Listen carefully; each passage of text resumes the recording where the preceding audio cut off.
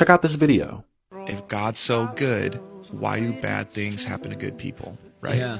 And then God gave me a revelation, and he was actually like, actually the bad things are good, because it wakes you up to reality. And that's the whole revelation of being high on life. It brings a soberness, right? Well, what about the people in Africa that are struggling right now and everything? To you, that might seem bad because you only have earthly perspective, and this is all there is.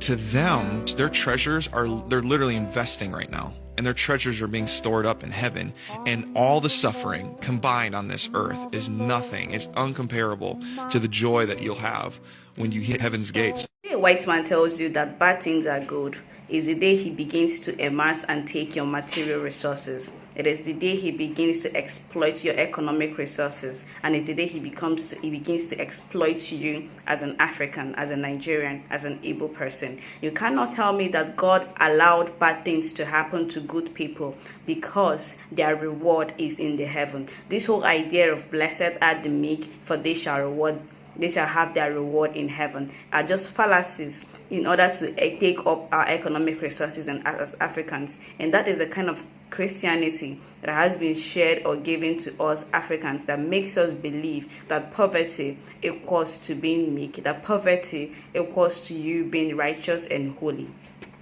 Because while we are here trying to live in a righteous way, or try to live in a holy and righteous way based on Eurocentric standards, we are only allowing the white men to basically exploit the natural resources that we have, and we cover them up with righteousness, and we cover them up thinking that we are doing good for God and for humanity. Whereas, while we do not take these natural resources and use it for our own benefit, the white men are there exploiting these systems. Now, the idea of God allowing bad things to happen, it is not because he had some grand plan or he had some great idea for humanity. No, bad things happen because this is the way the world is structured. This is the way the universe is structured.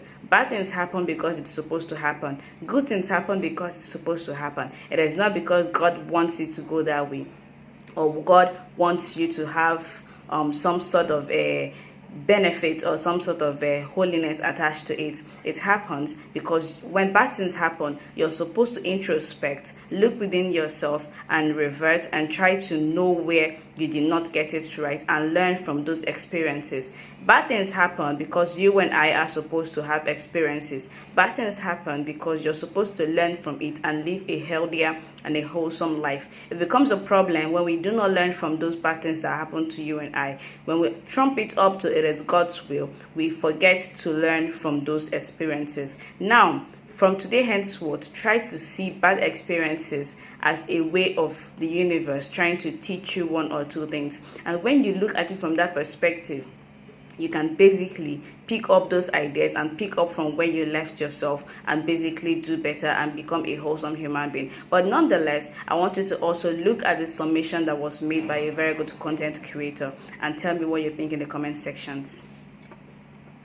Africa is a continent that for millennia has had so much taken from them. It's been colonized and Christianized. It's been pillars of everything from natural resources to land to animals to even people. And by this man's divine revelation, experiencing that rampant colonization is a good thing. Somehow the suffering, the death, the loss that millions have experienced as a result of these atrocities is an investment in heaven. And of course, this investment only comes to fruition if they believe in the very same God whose name many of these acts were committed in. And I've asked this before, but if this is who we're being taught that God is, if this is what we're being taught that divine justice looks like, it makes me wonder, in the words of professor, activist, and pastor Naomi Washington Lee Park, do Black Lives matter to God? Or to those who believe in this interpretation of God, do they matter to you?